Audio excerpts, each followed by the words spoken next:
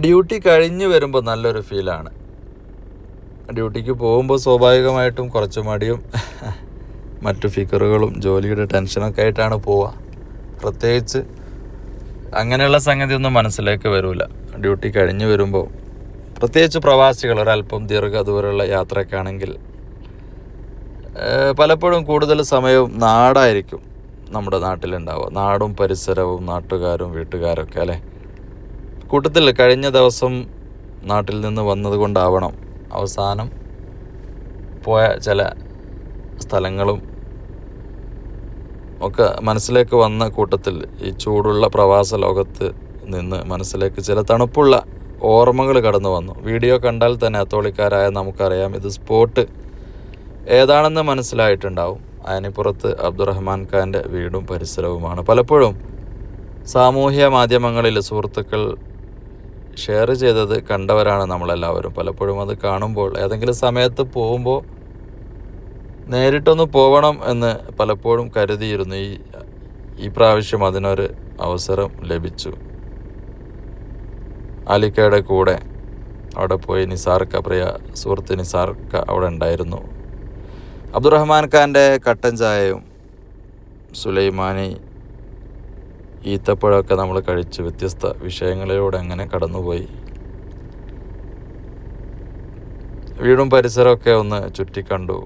അബ്ദുറഹ്മാൻ ഖാൻ നമ്മുടെ കൂടെ നമ്മൾ കുളത്തിൻ്റെ അടുത്തേക്ക് പോയി അതിൻ്റെ 100-ൽ പരം വർഷത്തെ അതിൻ്റെ ചരിത്രവും കാര്യങ്ങളൊക്കെ നമുക്ക് വിശദീകരിച്ച് തന്നു.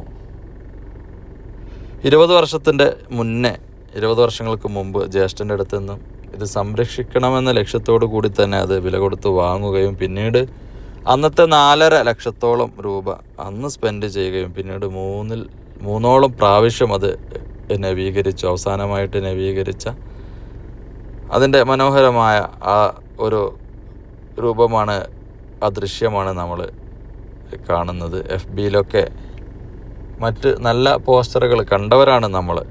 തികച്ചും പ്രൊഫഷണൽസ് ഒന്നുമില്ലാതെ ജസ്റ്റ് ഒന്ന് ക്യാമറയിൽ പകർത്ത മാത്രമാണ് ഞാൻ ചെയ്തത്. കൂടുതൽ എഡിറ്റിംഗ് ഒന്നുമില്ല. അദ്ദേഹത്തിൻ്റെ പേജിൽ പോയാൽ കൂടുതൽ ഭംഗിയുള്ള കാഴ്ചകൾ നമുക്ക് കാണാൻ സാധിക്കും. ഏതായിരുന്നാലും അതിൻ്റെ വിവിധ ഘട്ടങ്ങളും സന്ദർഭങ്ങളൊക്കെ അദ്ദേഹം നമുക്ക് പറഞ്ഞു തന്നു.